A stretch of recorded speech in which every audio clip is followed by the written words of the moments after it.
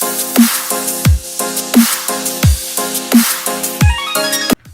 guys, what is going on? Jack here, and this is Jack's Fish Tanks, and today we're going to be talking about my 500-gallon SPS tank reef system. This tank here has been in development since October of 2015.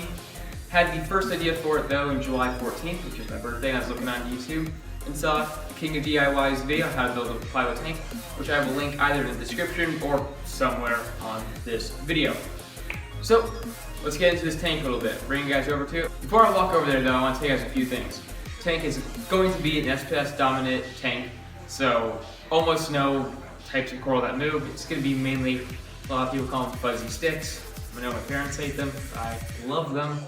It's going to run off a calcium reactor, protein skimmer, Vectra L1 pumps, Radion lights, Neptune Apex system, and I think that's pretty much it. There's going to be carbon reactor also, and algae turf scrubber.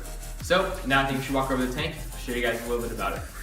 So right here guys is the tank. The tank is made out of 3/4 inch plywood all the way around, double wrapped, so then it makes 1.5 inches all the way around the entire tank. Except for these side panels, which are braced up and down every couple feet. So there's 5 braces across the side, and then there are, I want to say 7 across the back of the tank. So that provides plenty of support for bowing. The glass in this tank is going to be 3/4 inch Starfire glass, which is going to go across the entire front panel, which is 6 feet long by 3 feet tall.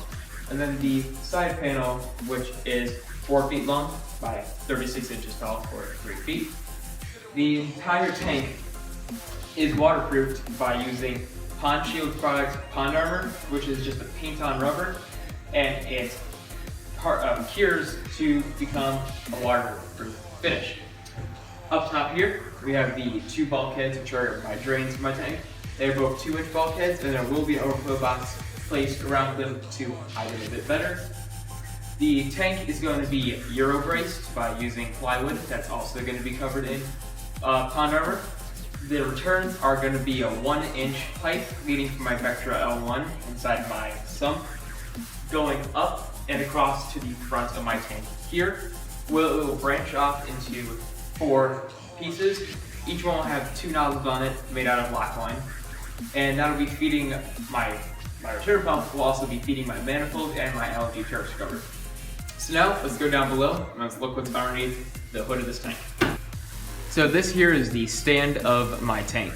This stand is the exact same dimensions as the tank, which is 6 feet by 4 feet by 3 feet. So it has plenty of space for anything I need to go underneath there, even though the majority of it is going inside my fish room. Underneath the tank, you can see there is a 75-gallon sump, which is going to have my refugium, protein skimmer, return pump, and my water change mechanism down there, which is just going to be 2 valves, where I can turn 1 valve and it'll drain water from my tank, turn another valve and it'll take water from my mixing station. And all the water that drains from my tank goes straight into the floor drain, so I'll have no bucket water changes, which will be fantastic. As you can see, off to the right, we have my powering area of the tank, which I have 3 surge strips. Each one of them has 8 outlets on it. And to power everything on the tank, I had to get the circuit in my house upgraded so that it could handle all the, electricity being used. On the left, you have an Apex mounting board, which is where all my Apex equipment and my return pump controls and auto top-off controls are going to be mounted. Facing down this side of the tank, up to the top, you can see my cooling fans, or ventilation fans, to be more correct, are for my tank. They are 2 3-inch cooling fans, which have blue LEDs behind them, made for computers, but I just put them on the tank for an added feature, just because I have them laying around, so I thought I'd install it into my tank just for fun. So now let's go on the other side of the tank, and I'll show you guys what's over there. Over here is where my sump is located, and as you can see, it was a pre-made sump that I got at a fish store. It's the exact dimensions that I wanted, so can't complain about that. Have a light hung above it, just to illuminate it. For my algae turf scrubber though, I will be running a Kessel most likely to light it, because I needed something a bit more powerful. And my refugium, I'll probably get another Kessel and light it on the other side. I'm going to be getting a Skims protein skimmer and a Skims calcium reactor and a Skims carbon reactor for a full line of Skims products. My return pump will be the Vectra L1 made by Ecotech, and my lighting on this tank will be the Ecotech Radion Pros. I'm going to have 6 of them above this tank. It's going to cost a lot of money, but it'll definitely be worth it in the long run. This entire tank is going to be plumbed in Schedule 80 fittings with orange Schedule 40 piping, just to add a fun effect to the tank. Not necessary, but definitely a fun factor. Auto top up on this tank will be done by a Tunzi osmolator, which will be hooked up to a 37-gallon auto top-off tank, which will be right next to my sump when I'm done. Flow inside this tank up top will either be done by a closed-loop system, if I have enough money to install at the end, or it will be done by the Neptune Systems Apex pumps, or Ecotech Marine MP60s. Still uncertain which ones I'm going to do. They're all decently expensive, but I just need to pick which one works the best for my system. Inside my fish room, there's going to be 2 55-gallon drums for mixing up salt water.